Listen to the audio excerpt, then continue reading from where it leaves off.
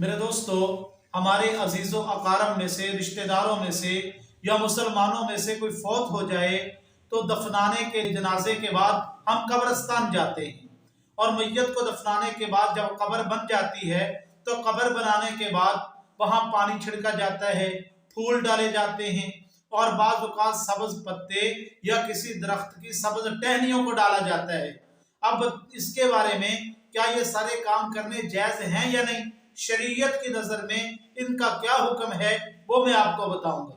मेरे दोस्तों, एक बात याद रखें कि कब्रिस्तान के अंदर मैयत को दफन करने के बाद जो कब्रों के ऊपर फूल डाले जाते हैं, इनका सहाबा इकराम से ताबईन, तबा ताबईन, औलिया इकराम, जितने भी बुजुर्गान दीन दुनिया से गए हैं, किसी से सबूत नहीं मिलता। किसी हदीस से ये बात साबित नहीं है कि कब्रिस्तान के अंदर फूल डाले जाएं।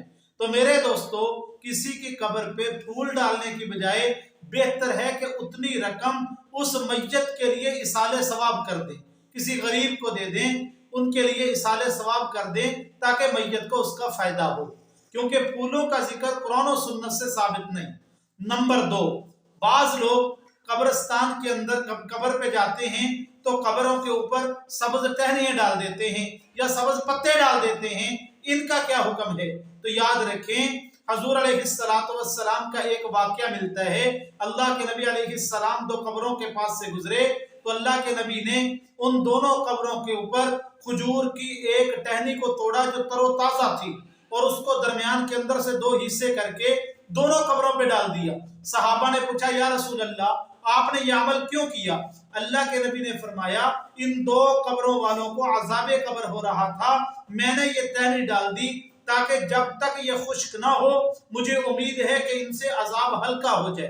अब मेरे दोस्तों, ये अमल अल्लाह के नबी ने इन 2 कब्रों पर किया, इसके अलावा किसी की कब्र पर यह अमल नहीं किया और ना सहाबा इकराम में से किसी ने इसके बाद इस अमल को दोहराया। तो इससे यह पता चलता है कि ये अल्लाह के नबी अलैहिस्सलातु वस्सलाम के लिए ही खास था। हुजूर को बजरिया वही पता चल गया था कि इन मालूम हुआ था कि इनको अज़ाबे कब्र हो रहा है, तो अल्लाह के नबी ने यह अमल कर दिया।